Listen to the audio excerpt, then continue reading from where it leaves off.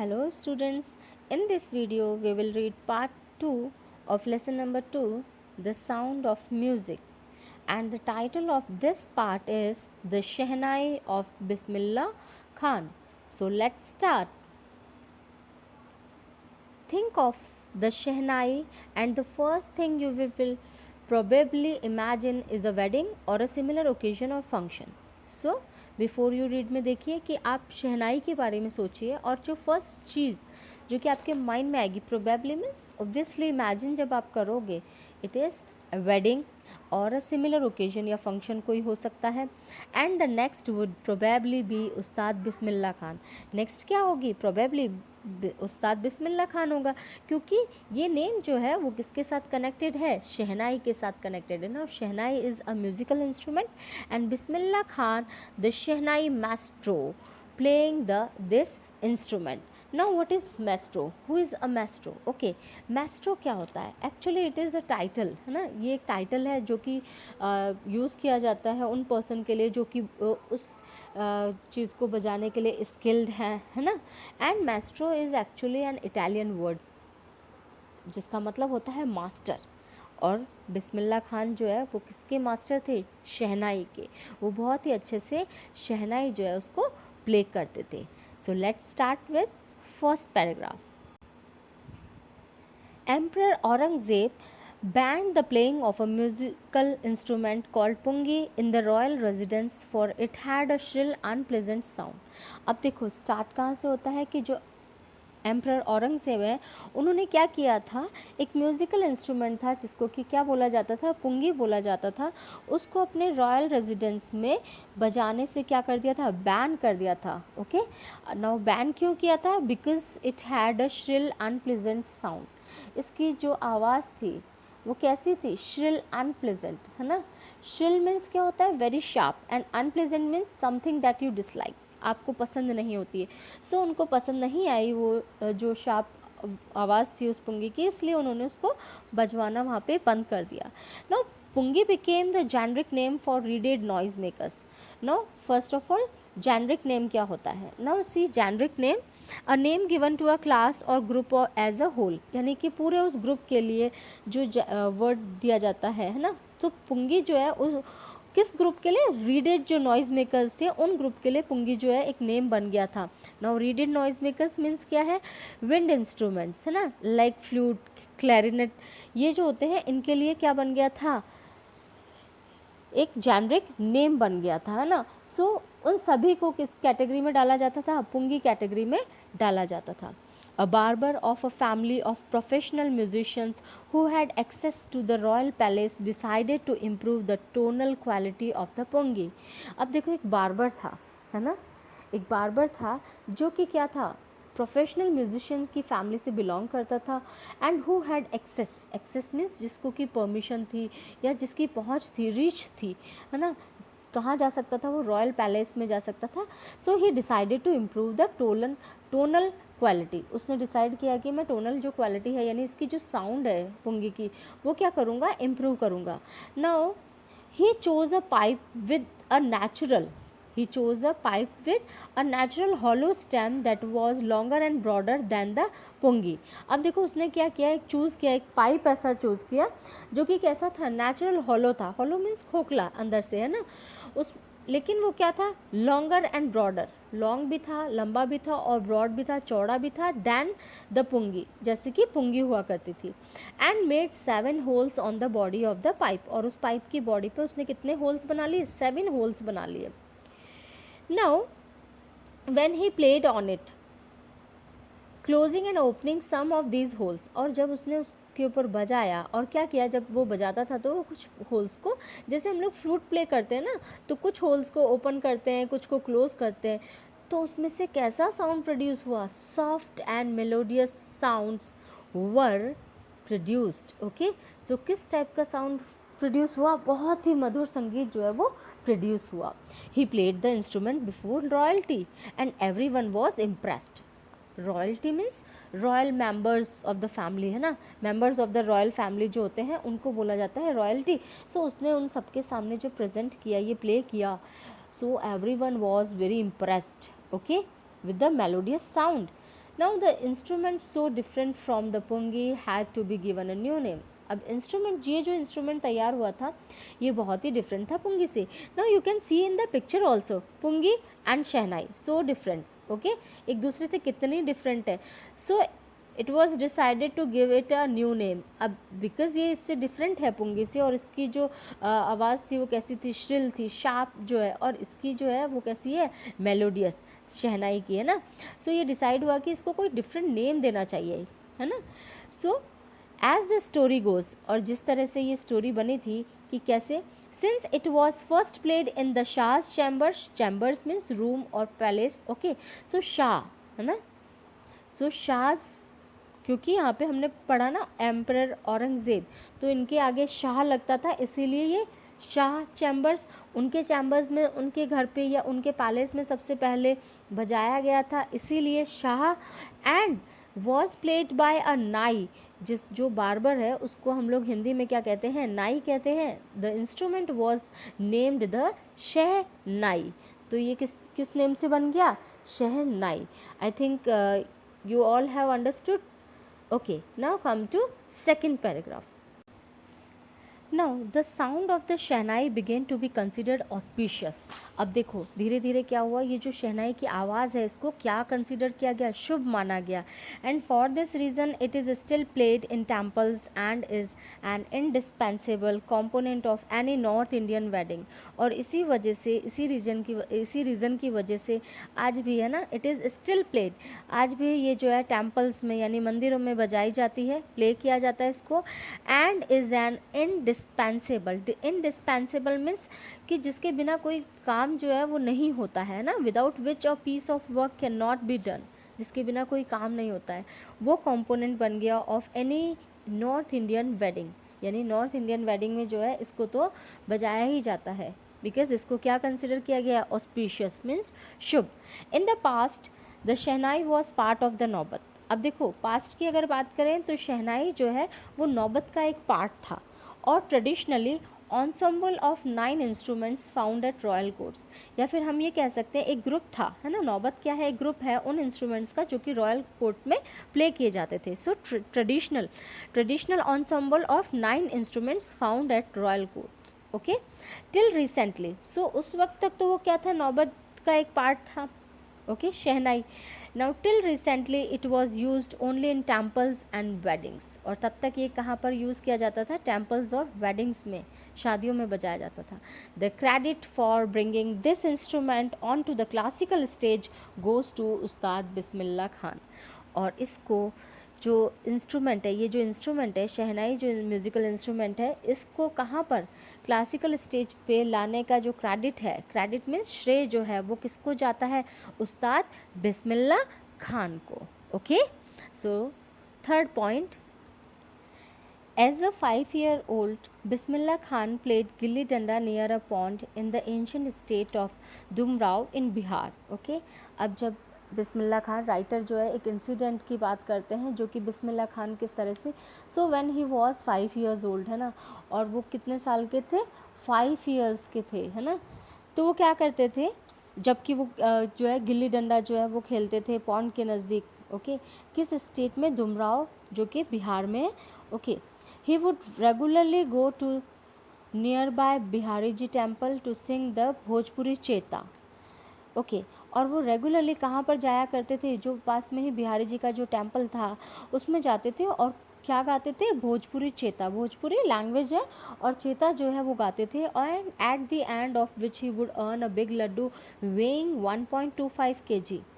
और at the end, उनको end में जब चेता पूरा कंप्लीट हो जाता था उसके बाद में उनको क्या दिया जाता था, वो क्या अर्न करते थे, एक बड़ा सा लड्डू जो कि कितना, उसका कितना वेट था, 1.25 kg, a prize given by the local maharaja, जो कि किसके द्वारा दिया जाता है, कौन देता था उनको, जो वहाँ के लोकल महाराजा थे वो उनको देते थे। This happened 80 years ago। और ये जो राइटर हैं वो बताते हैं कि ये सारी बात जो है वो कितने सालों पुरानी है, 80 years पहले की है। And the little boy has travelled far to earn the highest civilian award in India, the Bharat Ratna. और ये जो लंबी दूरी उन्होंने तय की है ना, कि एक तो वो भोजपुरी चेता जब गाते थे और उनको जो है एज अ रिवॉर्ड क्या मिलता था, एक बिग लड्डू मिलता था, जो कि कितने केजी का होता था 1.25 केजी का, और वो इतनी पुरानी बात थी, उन्होंने ये पूरा का पूरा डिस्टेंस ट्रैवल किया और उनको क्या मिल गया था, इंडिया का जो हाईएस्ट सिविलियन अवार्ड था भारत रत्न, वो उनको मिला था। Okay. Born on 21st March 1916, Bismillah belongs to a well-known family of musicians from Bihar. अब देखो इनका बर्थ कब हुआ था, 21 मार्च 1916 को, और ये एक वेल नोन म्यूजिशियन फैमिली जो कि बिहार में रहती थी उससे बिलोंग करते थे। यानी इनके जितने भी एंसेस्टर्स थे वो सारे के सारे क्या थे, म्यूजिशियंस रहे थे, ग्रेट म्यूजिशियंस रहे थे। हिज ग्रैंडफादर, अब देखो एंसेस्टर्स सारे म्यूजिशियंस रहे थे, so grandfather Rasool Bakhsh Khan was the shehnai nawaz of the Bhojpur king's court. Rasool Bakhsh Khan जो कि उनके ग्रैंडफादर थे, वो क्या थे, भोजपुर जो किंग का जो कोर्ट है ना, उसमें क्या बजाते थे, शहनाई प्ले करते थे। हिज फादर पैगंबर बख्श एंड अदर पैटर्नल मीन्स जो कि फादर की साइड से होते हैं, paternal ancestors were also great shehnai players. Okay, उनके फादर जो थे पैगंबर बख्श, वो भी एक अच्छे जो है शहनाई प्लेयर थे, और जितने भी उनके पैटर्नल एंसेस्टर्स थे, है ना, पैटर्नल एंसेस्टर मैं बता चुकी हूँ, फादर के साइड वाले जितने भी होते हैं पैटर्नल, और मदर वाले मैटर्नल। ओके, सो एंसेस्टर्स थे वो सारे के सारे क्या रहे थे, ग्रेट शहनाई प्लेयर्स रहे थे।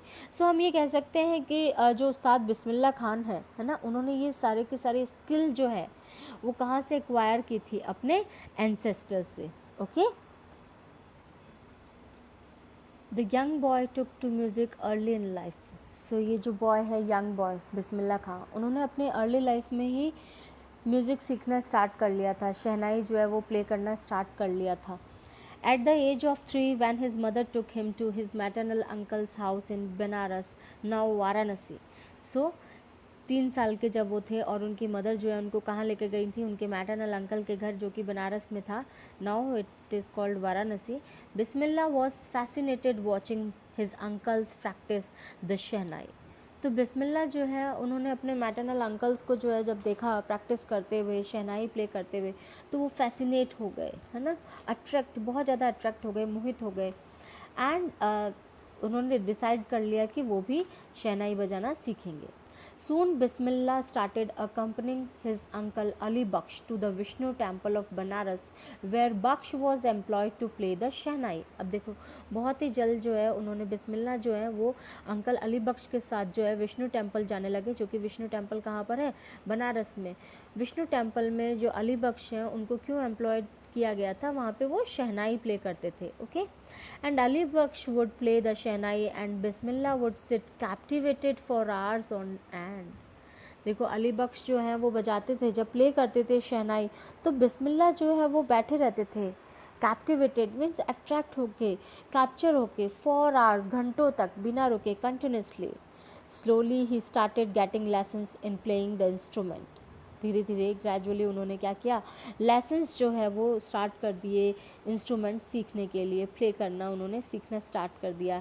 And would sit practising throughout the day, और पूरे दिन वो प्रैक्टिस करते रहते।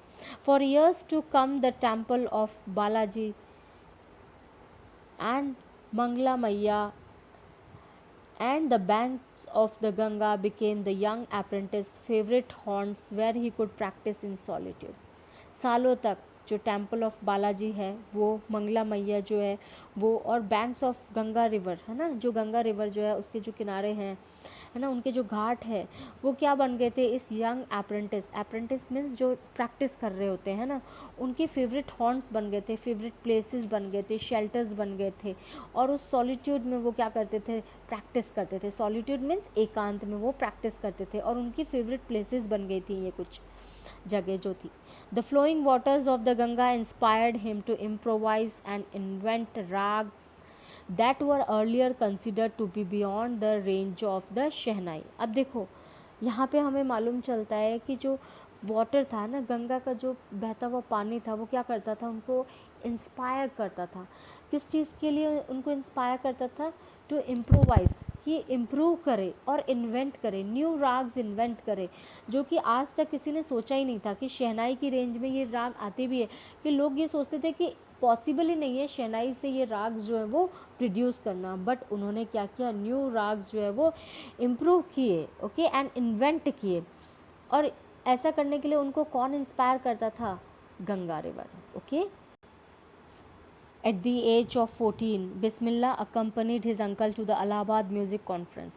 अब जब वो 14 ईयर्स के थे तो बिस्मिल्ला जो है वो एक बार अपने अंकल के साथ अलाहाबाद म्यूज़िक कॉन्फ्रेंस में गए, है ना, उनको कंपनी दी वहाँ पे उन्होंने. Eight the end of his recital, now अब देखो रिसाइटल मीन्स जो प्ले किया था उन्होंने म्यूज़िकल इंस्ट्रूमेंट, उसके एंड में उस्ताद Fayyaz Khan पैटेड the young boys back and said, उस्ताद फ़ियाज़ खान जो थे उन्होंने उनकी पीठ थपथपाई और क्या कहा? Work hard and you shall make it, तुम मेहनत करो और तुम ऐसा कर सकते हो, है ना, तुम कर पाओगे. ओके.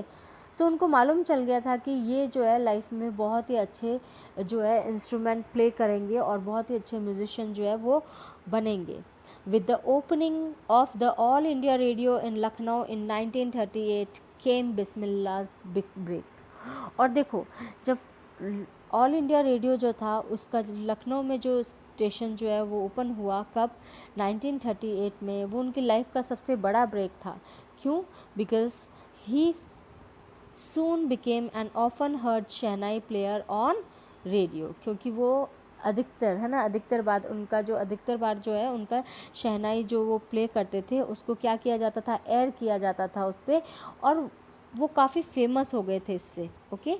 काफ़ी ज़्यादा सुने जाते थे, इस वजह से वो काफ़ी फेमस हो चुके. When India gained independence on 15th of August 1947, Bismillah Khan became the first Indian to greet the nation with his शहनाई. जब इंडिया जो है उनको जब इंडिया को जो है इंडिपेंडेंस मिली थी 15th ऑफ अगस्त 1947, तो बिस्मिल्ला खान जो थे वो फर्स्ट इंडियन थे जिन्होंने कि पूरे नेशन को अपनी शहनाई से ग्रीट किया था. He poured his heart out into Rag Kafi from the Red Fort to an audience which included Mahatma Gandhi and Pandit Jawaharlal Nehru, who later gave his famous Tryst with Destiny speech. अब देखो उन्होंने जो है वहाँ से red fort से जो राग जो है वो प्ले की थी, वो कौन सी थी? राग काफ़ी. ओके. और उन ऑडियंसेस में कौन कौन इंक्लूडेड थे? महात्मा गांधी, पंडित जवाहरलाल नेहरू. और पंडित जवाहरलाल नेहरू ने उनकी जो है शहनाई जो है वो प्ले करने के बाद, राग काफ़ी के बाद, उन्होंने अपनी फेमस जो है स्पीच दी थी, जो कि क्या थी? Tryst with destiny. ओके.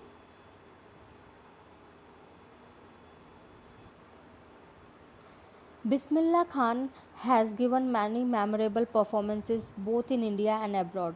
अब देखो बिस्मिल्ला खान जो है उन्होंने बहुत सारी मेमोरेबल, बहुत सारी यादगार परफॉर्मेंसेज जो है इंडिया और अब्रॉड मीन्स फॉरेन कंट्रीज़ में भी दी थी. उनकी जो फर्स्ट ट्रिप थी, his first trip abroad was to Afghanistan, where King Zahir Shah was so taken in by the maestro that he gifted him priceless Persian carpets and other souvenirs.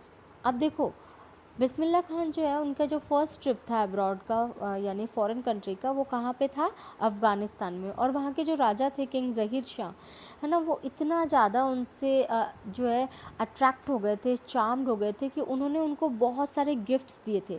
By the master means again master, है ना, कलाकार. इस artist से इतने ज़्यादा जो है attract हो गए थे कि उन्होंने उनको जो है बहुत सारे गिफ्ट्स दिए थे. Okay. Like for example Persian जो कार्पेट्स, प्राइजलेस, बहुत ही बेशकीमती जो गिफ्ट्स दिए थे, Persian carpets and other souvenirs means होता है things given in memory of a place, है ना, किसी की भी याद में हम जब देते हैं कोई चीज़ें, है ना. So the king of Afghanistan was not the only one to be fascinated with Bismillah's music. अब देखो केवल जो अफ़गानिस्तान के जो किंग थे वही जो है एक ओनली पर्सन नहीं थे जो कि उनके म्यूज़िक से फैसिनेट हुए थे, अट्रैक्ट हुए थे. Film director Vijay Bhatt was so impressed after hearing Bismillah play at a festival. अब देखो एक फिल्म डायरेक्टर थे विजय भट्ट, जो वो बहुत काफ़ी इम्प्रेस हुए थे उनसे, बिस्मिल्ला से, जिन्होंने कि उनको एक फेस्टिवल में प्ले करते हुए सुना था. That he named a film after the instrument called गूंज उठी शहनाई. वो इतने ज़्यादा अट्रैक्ट हो गए थे उनसे कि उन्होंने एक फ़िल्म का नाम दे दिया था Goonj Uthi Shehnai. And the film was a hit and one of Bismillah Khan's compositions, Dil Ka Khilauna Hai Toot Gaya, turned out to be a nationwide chart buster. और उसमें एक कॉम्पोजिशन उनकी जो एक गाना जो है वो भी इंक्लूड किया गया था, बिस्मिल्ला खान का एक कॉम्पोजिशन है, ठीक है. कौन सा था? दिल का खिलौना है टूट गया. ये क्या बना था? Nation wide chart buster means बहुत ही हिट सॉन्ग जो है वो उस टाइम का रहा था, record breaker. Okay, despite this huge success in the celluloid world, Bismillah Khan's ventures in film music were limited into Vijay Bhatt's Goonj Uthi Shehnai and Vikram Srinivas Kannada venture Sanadhi Appanna. I just can't come to terms with the artificiality and glamour of the film world, he says with emphasis.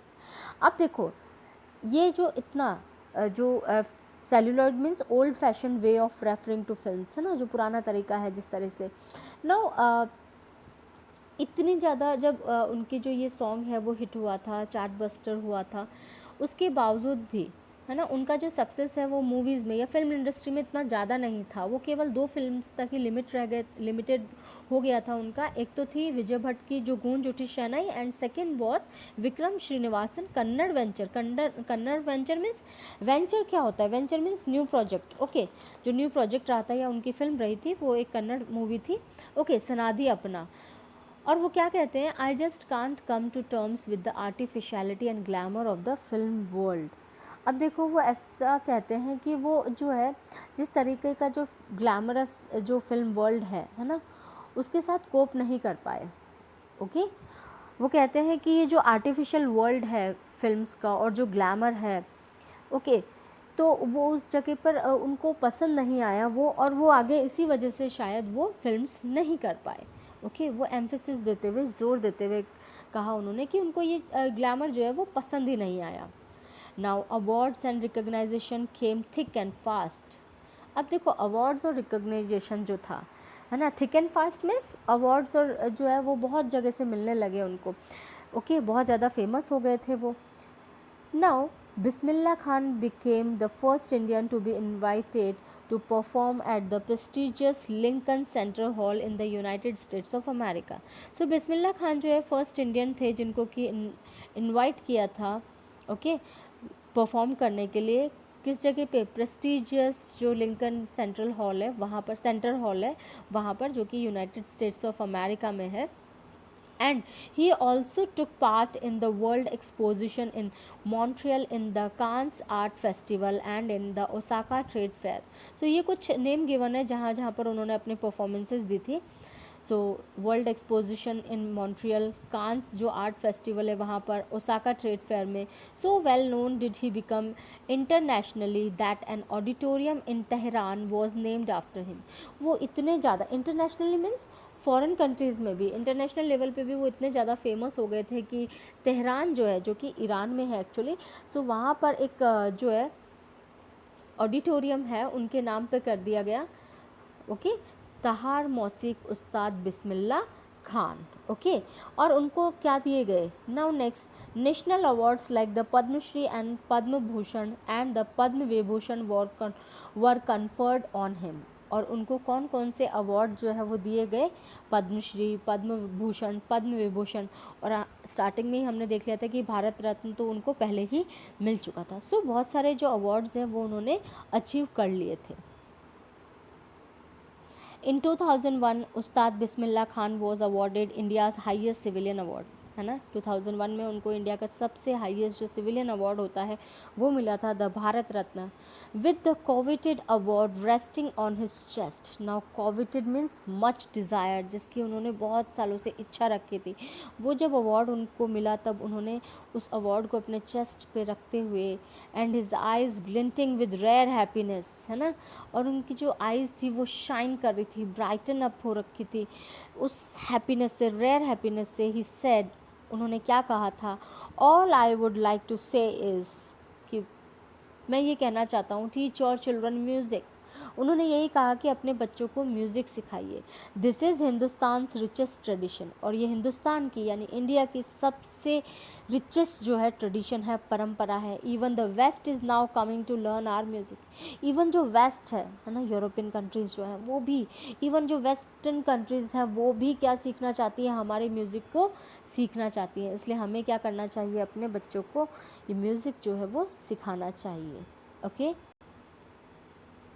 In spite of having travelled all over the world, Khan Sahib, as he fondly called, is exceedingly fond of Banaras and Dumrao, and they remain for him the most wonderful towns of the world. अब देखो yes, हालांकि वो बहुत सारे जो है countries में वो ट्रैवल कर चुके थे, okay, all over the world वो ट्रैवल कर चुके थे। खान साहब, जो कि उनको प्यार से बोला जाता था, वो फिर भी एक्सीडेंटली मीन्स एक्सट्रीमली वो किसको पसंद करते थे, लाइक करते थे, Banaras and Dumraon, okay, and they remain for him the most. और वही जो दोनों टाउन्स थे वो उसके लिए, उनके लिए क्या थे, दुनिया के सबसे वंडरफुल टाउन्स थे।